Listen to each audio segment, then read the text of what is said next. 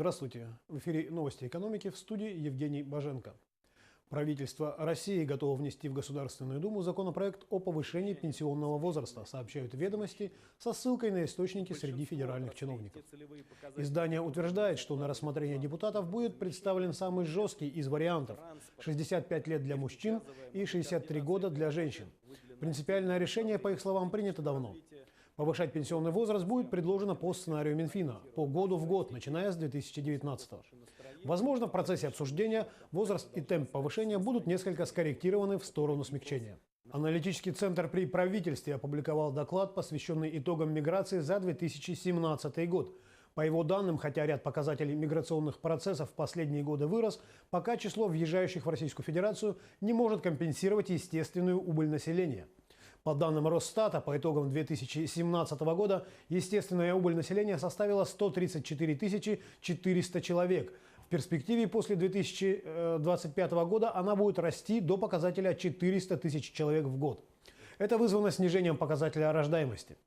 Прирост за счет приезжающих в страну по итогам 2017 года составил 212 тысяч человек, что меньше, чем в прошлые годы, и этот показатель продолжит сокращаться. Россиянам хотят разрешить оплачивать коммунальные услуги частями. Такие поправки в жилищный кодекс поступили на рассмотрение Государственной Думы. Сейчас при неполной оплате жилищно-коммунальных услуг жильцы, которые, к примеру, хотят рассчитаться за свет и воду, но не желают платить управляющей компании, имея к ней претензии, становятся должниками по всем пунктам, указанным в едином платежном документе. Депутаты предлагают предоставить право жителям самостоятельно распоряжаться принадлежащими ими деньгами. То есть, чтобы гражданин, который должен оплатить несколько платежей, мог сам определять назначение каждого из платежей и то обязательство, которое он им погашает. Около 5000 жителей города Удачный Мирнинского района не оплачивают коммунальные счета и имеют задолженность за предыдущие месяцы, сообщает администрация города. На начало июня суммарный долг перед коммунальными компаниями города превысил 117 миллионов рублей. Компании предлагают неплательщикам погасить долг в рассрочку. С начала года предприятием УБ-ЖКХ составлено 10 соглашений о рассрочке платежа на сумму 390 тысяч рублей. В суд подано 94 исковых заявления, вынесено 72 положительных судебных решений на сумму почти 6 миллионов рублей. Президент Сбербанка Герман Греф предложил приватизировать ту часть пакета акций банка, которая принадлежит государству. По мнению Грефа, полученные от продажи акций средства можно вместо повышения налогов направить на реализацию майских указов. Госпакет в 50% плюс одна голосующая акция, принадлежащая Центробанку, на московской бирже, по данным на 8 июня, стоил около 2 триллионов 400 миллиардов рублей. Однако в Центробанке отвергли это предложение. Сегодня в ЦБ такой дискуссии нет. Мы исходим из того, что закон не разрешает нам продавать Сбербанк. Там четкая норма, запрещающая продажу Сбербанка. Все, что можно было продать по соглашению с правительством, Банк России уже продал, заявил первый зампред регулятора Сергей Швецов. Уполномоченный по правам предпринимателей России Борис Титов предложил ввести в России сбор на импортные вина. Соответствующее письмо он направил президенту России. По словам Титова, вырученные средства до 30 миллиардов рублей в год нужно направить на поддержку российских виноделов.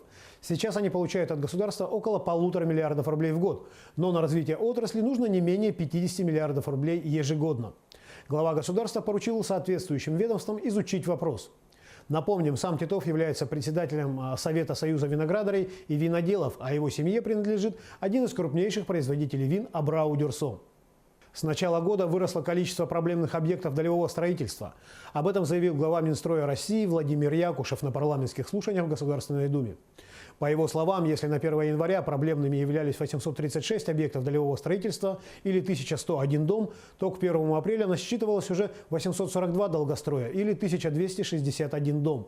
Власти надеются решить проблему обманутых дольщиков, перейдя на новую модель финансирования жилищного строительства и переложив все риски на профессиональных участников рынка. Сделать долевое строительство более прозрачным должна новая редакция федерального закона 214, которая частично начнет действовать уже 1 июля 2018 года. Помощь из федерального бюджета на восстановление дорог в районах республики, пострадавших от наводнения, будет получена из федерального бюджета. Для того, чтобы определиться с объемом этой помощи, Федеральное дорожное агентство и Минтранс Республики с 13 июня планируют провести оценку ущерба дорожному хозяйству на местах. До конца лета все будет восстановлено, обещают в Управлении автодорог республики. По предварительным расчетам, только автомобильным дорогам республиканского значения нанесен ущерб на сумму 115 миллионов 900 тысяч рублей в 6 районах республики. В результате весеннего паводка разрушено 2,5 километра дорог, 3 моста, 12 водопропускных труб, а также размыты 14 800 кубических метров земляного полотна и 17 800 квадратных метров дорожной одежды. На достижение показателей майского указа президента России Владимира Путина о национальных целях и стратегических задачах развития Российской Федерации на период до 2024 года Якутии необходимо более 700 миллиардов рублей. Об этом в ходе совещания сообщил первый заместитель председателя правительства Якутии Михаил Осипов. В целом суммарная ресурсная потребность на достижение показателей данного указа президента Российской Федерации оценочно составляет на весь период 718 миллиардов 400 миллионов рублей, из которых 544 миллиарда 900 миллионов требуется запросить из федерального центра. Цены на молочную продукцию в стране могут вырасти на 20% и более в течение года. Об этом сообщают «Новые известия». Причина – запрет ввоза в Россию молока и молочных продуктов из Белоруссии, на которую приходилось до 80% импорта этих товаров. Резко нарастить внутри России производство молока не удастся, значит, Белоруссию придется заменять другими странами. В то же время, по данным продовольственной и сельскохозяйственной организации ООН, мировые цены на продовольствие в мае 2018 года поднялись до максимального уровня с октября 2017 года. В частности, на молочную продукцию годовой рост составил 11,5%. Однако сейчас обе страны ведут переговоры по снятию запрета. Глава Минэкономразвития России Максим Орешкин в интервью изданию «Советский спорт» заявил, что инвестиции в инфраструктуру городов, принимающих матчи чемпионата мира – это ремонт аэропортов, дорог, строительство гостиниц, водоотведение, канализация, повышение качества жилищно-коммунальной сферы в целом – составили почти 400 миллиардов рублей. Только на стадионы чемпионата мира было потрачено порядка 180 миллиардов, как отметил министр.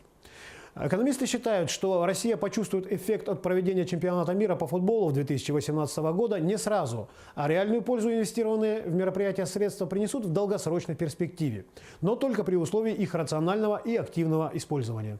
На этом все. Оставайтесь в курсе экономических событий на Якутия 24.